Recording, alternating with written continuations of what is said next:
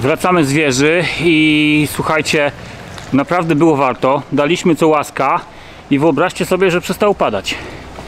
Także zdecydowanie podwójnie było warto. Nie dość, że były piękne widoki, to jeszcze przestało padać. Super. No i dojechaliśmy na Bindugę Lasek.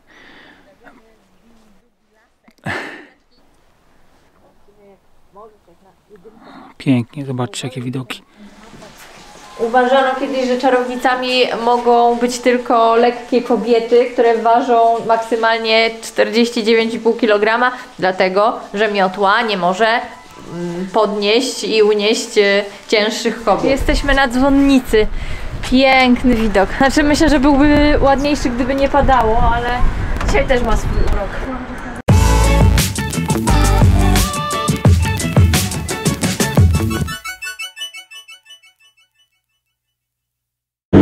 Witajcie moi drodzy, dzisiaj jest piątek, a skoro piątek, to jesteśmy w kamperze i wyjeżdżamy dzisiaj na weekend, tym razem kierunek Mazury. Mam nadzieję, że pokażemy Wam dużo ciekawych kierunków. Plan na ten wyjazd jest dość ambitny. Chcemy rozpalić sobie ognisko, upiec kiełbaski. Chcemy zobaczyć wiele ciekawych miejsc, między innymi zajrzeć do Kętrzyna i do Reszla. Ja chciałabym pobiegać, o ile pogoda pozwoli, a może być różnie.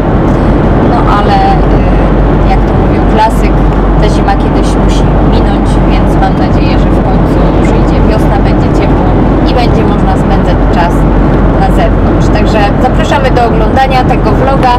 Mam nadzieję, że zobaczycie tam dużo ciekawych miejsc. Nie powiedzieliśmy Wam jeszcze, gdzie zamierzamy nocować podczas tego weekendu. Chcielibyśmy kontynuować noclegi na dziko i pół dziko. Pierwsza noc to będzie noc, mamy nadzieję, spędzona na jednej z bindug nad Jeziorem Nickim. W pierwszej kolejności spróbujemy zaatakować bindugę Lasek. Gdyby tam się nie udało, nie było dojazdu, spróbujemy się dostać na bindugę Bobrowa, tak się bodajże nazywa, a gdyby i ten plan się nie powiódł, mamy jeszcze do dyspozycji jakieś pola namiotowe w pobliżu komercyjne, no i to w ostateczności. Został nam kilometr do naszej bindugi i droga cały czas jest ok. Nie wydaje się, żeby miała się znacząco pogorszyć.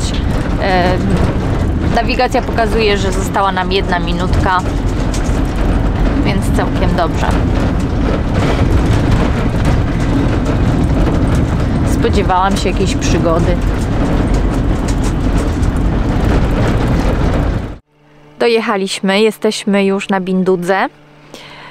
No i zobaczcie, co nas tutaj spotkało. Jaki widok. Nie spodziewaliśmy się, że dotrzemy tutaj jeszcze za dnia.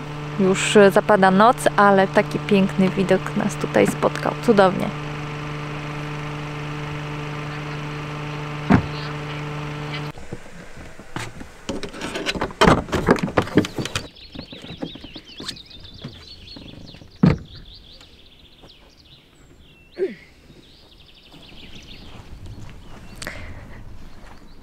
Jak zobaczyliście, wczoraj spaliśmy dzisiaj na Bindudze. Jesteśmy tutaj kompletnie sami. Nie ma nikogo na tej polance. Spało się dobrze, ale niestety nie zrealizowałam planu związanego z bieganiem, ponieważ jak obudziłam się o 6, to usłyszałam deszcz, który uderzał o dach i stwierdziłam, że nie, no deszczu to nie ma sensu. Tak więc miałam wymówkę. A zobaczcie tutaj, pokażę Wam zaraz. Miejsca na ognisko. I tych miejsc jest tutaj całkiem sporo. I można te ogniska robić. Byleby nie było to blisko linii lasu. No tutaj moim zdaniem już troszkę za blisko lasu. Ale tak w sumie jest kilka takich miejsc. Tutaj obok jest też pole do siatkówki. I gdzieś tu podobno są śmietniki i jakaś infrastruktura w postaci tojtojów. ale jeszcze tego nie udało nam się odnaleźć, a śmietniki by się przydały.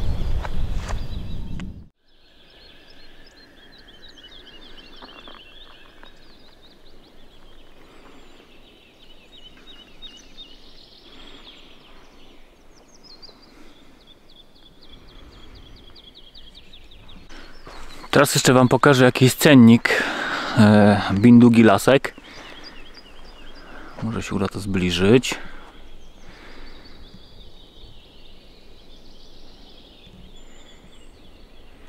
Jak widzicie, jedna osoba dorosła 8 zł, a kamper 12, więc tak naprawdę w naszym przypadku 21 zł za 3 osoby. No i kamper 12, czyli 33 zł powinniśmy zapłacić. Chociaż nie wiem, czy ktoś tu w ogóle do nas przyjedzie dzisiaj. Jeszcze pokażę Wam drogę, którą dojechaliśmy. Jechaliśmy z tamtej strony. I taką leśną drogą jedzie się około 2,5 km. A tutaj, jak widzicie, jesteśmy w rezerwacie przyrody Jezioro Nickie. No i dziś w ciągu dnia ta droga wygląda trochę lepiej. Jak widzicie, jest bardzo szeroka i zupełnie nie ma się czego obawiać przyjechania tutaj. Myślę, że dowolnie wielkim kamperem, jeżeli tylko chcecie, to na Bindugę Lasek dojedziecie. No i jedziemy taką drogą, nie wiem, czy cokolwiek będzie słychać, ale droga jest cała kamienna. O, na szczęście wracamy na asfalt.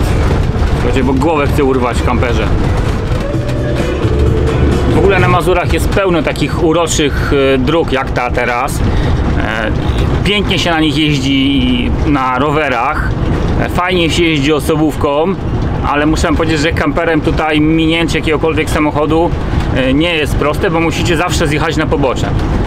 Tak naprawdę droga ma pewnie około 3, no może 3,5 metra szerokości, więc kamper plus 60 cm z każdej strony.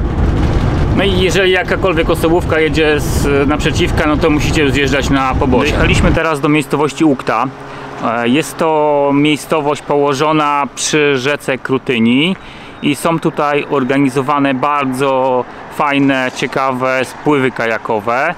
Zaraz Wam pokażę tą rzekę. W tym miejscu kończy się spływ. Zaczyna się go w zależności od opcji kilkanaście do kilkudziesięciu kilometrów wcześniej. Przepływa się albo przez kilka jezior, albo płynie się samą rzeką. Spływ jest bardzo urokliwy. No i pokażemy Wam, jak to wyglądało, jak my płynęliśmy kajakiem. Mam nadzieję, że uda się to zaprezentować. Piotrek, sam sterujesz teraz.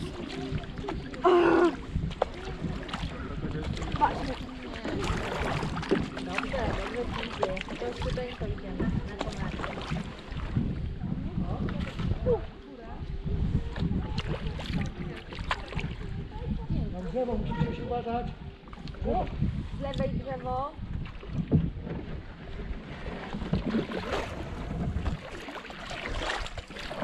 Robi nam tylko dziurę całą. Taka natura. Jedną rękę mi do góry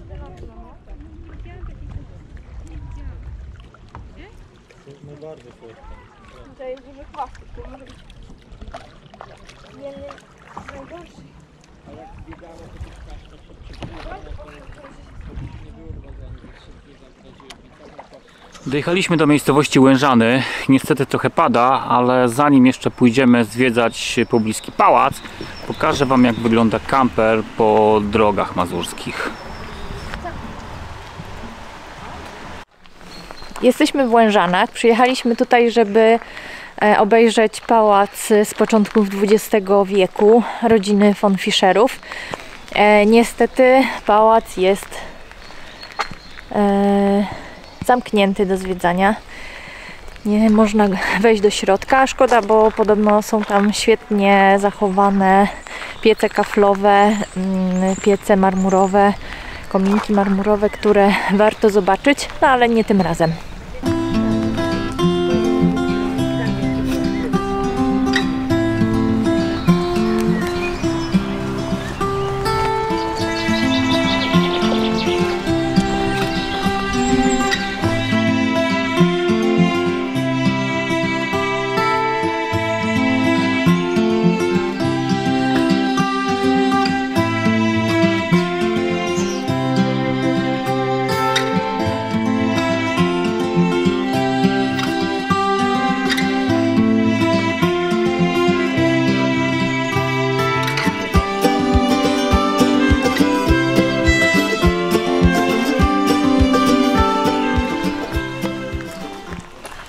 już wracamy do kampera, ale ja się jeszcze przejdę, żeby pokazać Wam, jak dostać się do tego pałacu, ponieważ nie jest to takie proste. Drogę pokazał nam tutaj mieszkaniec, pokierował nas, bo chyba sami byśmy nie wpadli, że należy wejść jakby furtką na podwórko czyjeś. Okazuje się, że nie jest to dom prywatny, tylko instytucja, jakiś zakład produkcyjno-doświadczalny, ale mimo wszystko droga wygląda dziwnie, nieoczywista jest, więc należy przejść pod budynkiem tą tak zwaną opaską i tu jesteśmy już na terenie pałacowym i tam w oddali znajduje się pałac. Jesteśmy w Reszlu, ale ponieważ pogoda jest no, do bani, to w międzyczasie przygotuję obiad, a rodzinka poszła się przekimać. Dziś zjemy prosty makaron z pesto.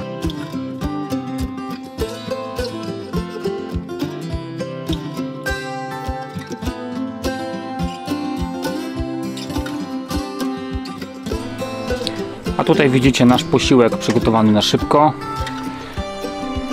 Jemy go i idziemy na zamek. Opuszczamy kampera, chociaż nie jest to przyjemne uczucie, bo strasznie pada, rozpadało się na dobre, więc chyba podjęliśmy złą decyzję z jedzeniem obiadu, no ale cóż, zaraz pójdziemy do zamku, to tam się schronimy przed deszczem. Jeszcze raz ratusz, pięknie położony i te budynki, które są oryginalne, nie zostały zburzone w trakcie II wojny światowej.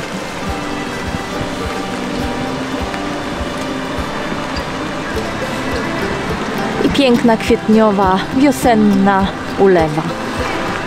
Doszliśmy do zamku. Zobaczcie, ile kosztują bilety. 12 zł normalny, 8 ulgowy. No i parking 5 zł godzinka. A zamek stąd robi naprawdę no niezłe wrażenie. Bardzo dobrze utrzymany, duży. Idziemy go teraz zwiedzać. No dobra, wchodzimy na wieżę zamku. Piotrek wszedł właśnie do Żelaznej Dziewicy, czyli takiego urządzenia do tortur.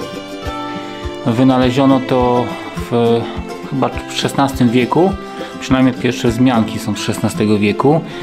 No i z zewnątrz wbijały się, a właściwie z wewnątrz wbijały się takie kolce, zobaczcie. Natomiast one miały tak ranić człowieka, żeby nie wyrządzić mu strasznej krzywdy i żeby nie uszkodzić organów. Także Piotr, zamykamy cię tam i zostajesz. A tutaj możecie zobaczyć, jak było na dziedziniec.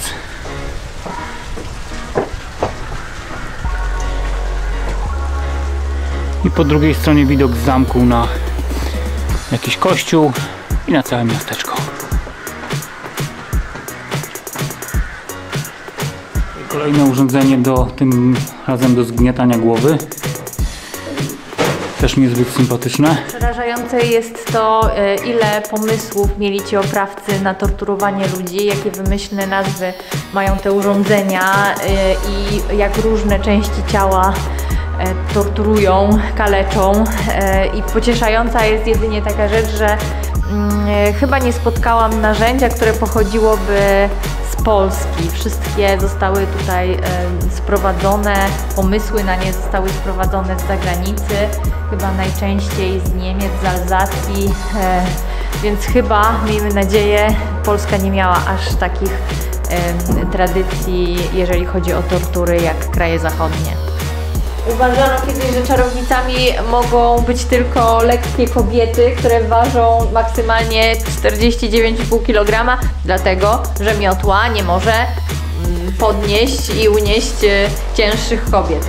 Dlatego ważono, to jest tak zwana waga czarownic, i ważono każdą kobietę, która była oskarżona o czary, czy waży mniej, czy więcej. Rozbierano ją do naga, żeby nie miała jakichś dodatkowych obciążników przy sobie. Wszystko z niej zdejmowano, zostawiano ją, jak Pan Bóg ją stworzył, z rozpuszczonymi włosami i wtedy ważono.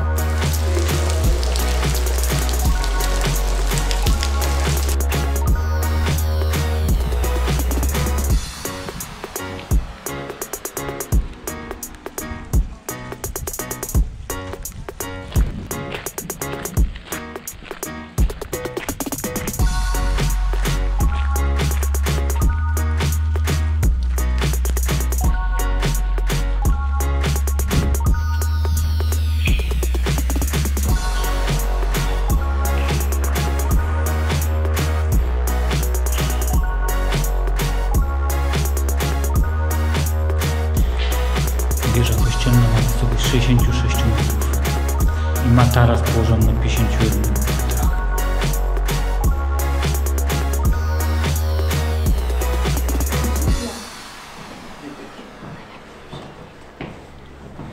Słuchajcie, kilka pięter już za nami, a pokażę wam, ile jeszcze zostało.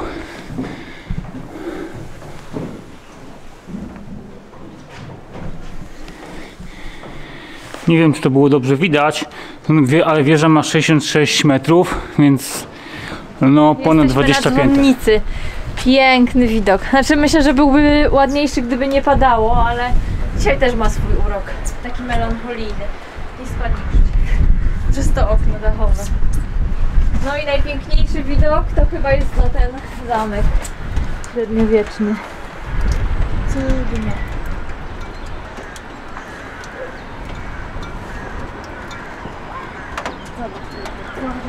Wracamy z wieży i słuchajcie, naprawdę było warto. Daliśmy co łaska i wyobraźcie sobie, że przestało padać. Także zdecydowanie podwójnie było warto. Nie dość, że były piękne widoki, to jeszcze przestało padać. Super.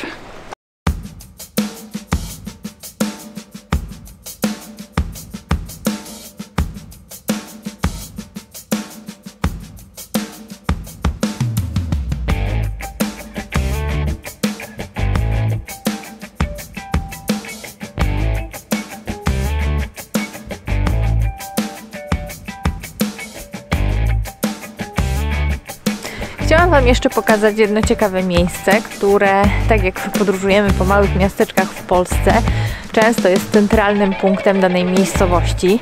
I nie jest to kościół, nie jest to ratusz czy urząd gminy, ani nawet szkoła. Jest to sklep, pewien specyficzny sklep, który znajdziecie praktycznie w każdej mniejszej miejscowości.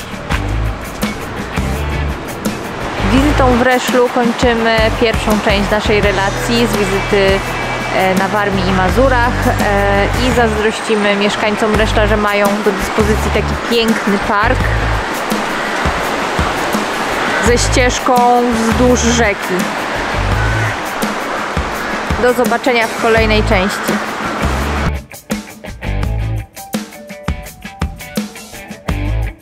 Wracamy już na parking, kończymy zwiedzanie Mamerek i mogę zdecydowanie polecić Wam tę atrakcję, jeżeli będziecie w okolicy. Naprawdę warto. Za mną w tle możecie zobaczyć śluzę Leśniewo-Górne. Śluza jest największą śluzą na Kanalu Mazurskim. Rozgrzewamy masło na patelni. Nasza dzisiejsza kolacja.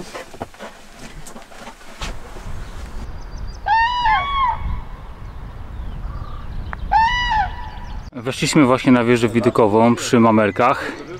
Ma ona wysokość 38 metrów. No i roztaczałem się z niej całkiem fajne widoki na jezioro Mamry.